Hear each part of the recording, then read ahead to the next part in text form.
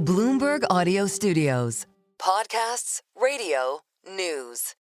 Democratic Senator Peter Welch of Vermont. He's a member of the Senate Finance Committee, and it's great to have you back, Senator, on Bloomberg TV and radio. I'd like to start with the CBO, since we were just talking to Senator Haggerty about that. It is quite the dual headline today. The tax bill would add $2.4 trillion to U.S. deficits, but at the same time, the CBO is estimating that Donald Trump's tariffs could cut the budget gap by even more, $2.8 trillion. So will tariffs pay for the tax cuts? No, I mean, I actually see it exactly the opposite way. It's $5.2 trillion that is essentially going to be added to the deficit. Here's how, okay? The CBO says it's a $2.4 trillion deficit buster right now. The tariffs, the question on tariffs is who pays? Are those paid by foreign governments? That's essentially what President Trump is asserting. But when I talk to folks, farmers, they're paying 25% more for their fertilizer. When I talk to steel manufacturers that use steel, they're paying 50% more.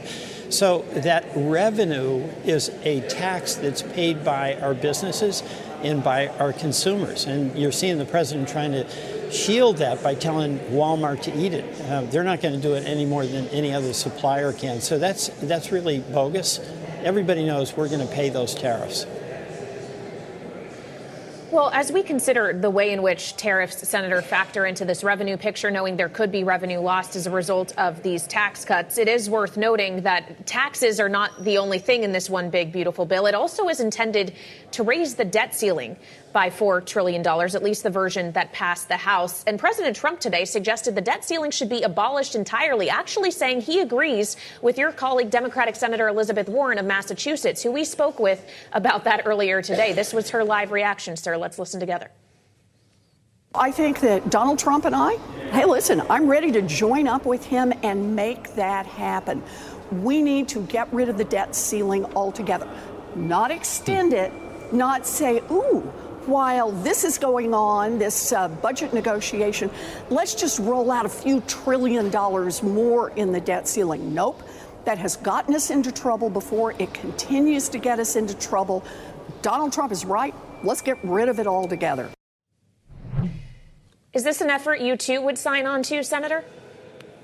You know, I think the debt ceiling is a bit of a sideshow here at this moment. The question really, with or without the debt ceiling, should we be raising the debt by $2.4 trillion when we're going to pay for that by kicking 16 million people off of health care on the Medicare program, where we're going to make folks who are on the Affordable Care Act lose it because they won't be able to afford it, when families that depend on nutrition benefits in the SNAP program are going to lose that.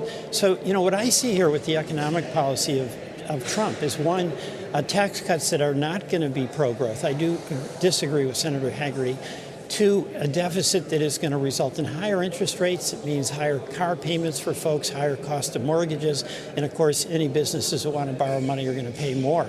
So what I'm concerned about is not the policy of the debt ceiling. I'm concerned about the policy of fiscal policy of increasing the debt that's going to increase our interest rates and doesn't go into any productive pro-growth activities.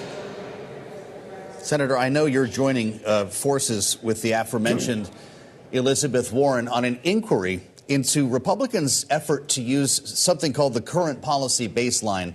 Our audience here on Bloomberg is pretty familiar with it at this point, and it essentially sets the baseline for this entire construct when it comes to how to pay for these tax cuts.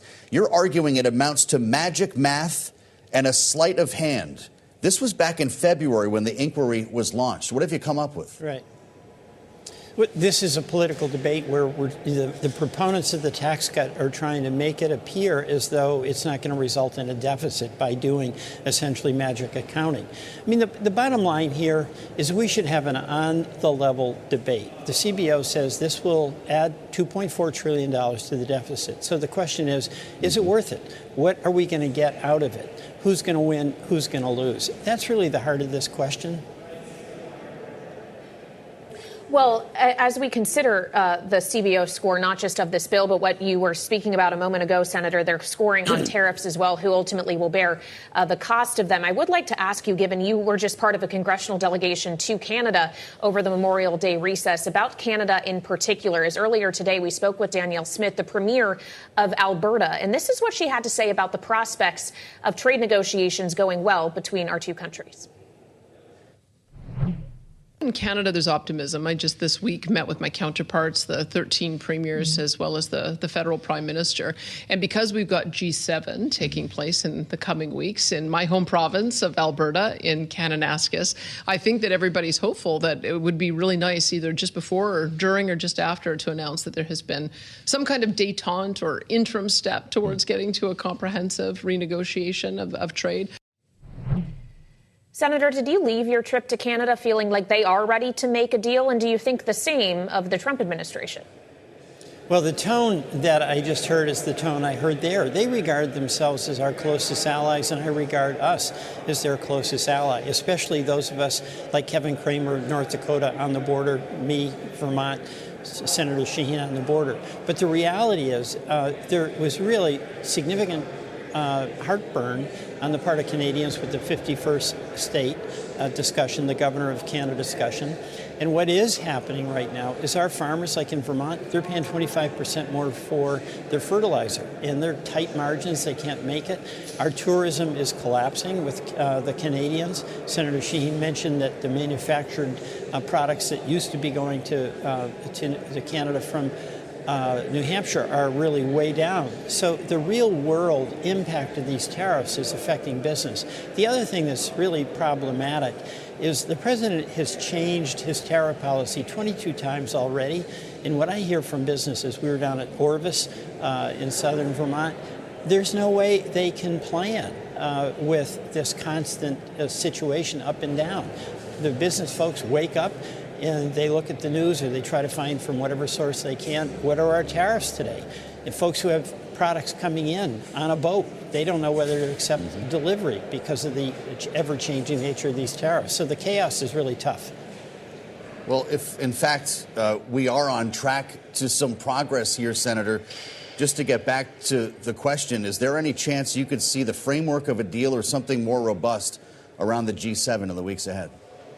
You know, the reality is none of us know. You know, I know as much as you know. So we ask somebody and we get some of the latest information. We read what's on the news and what's on the blurs. But the fact is, there's been no coherent policy that has been sustainable. That's the constant changing. So in truth, none of us know. And it's not as important that I know. It's really important that a farmer knows. What are they going to pay for fertilizer? It really is important what a manufacturer knows what they're going to have to pay for steel or aluminum. And stability is so essential. And it doesn't matter whether you're a Republican business that might have voted for President Trump or you're a business where you voted for Harris. The bipartisan nature of this policy is to inflict pain on everyone. All right, Senator, we appreciate you joining us. Democratic Senator Peter Welch of Vermont, thank you for your time.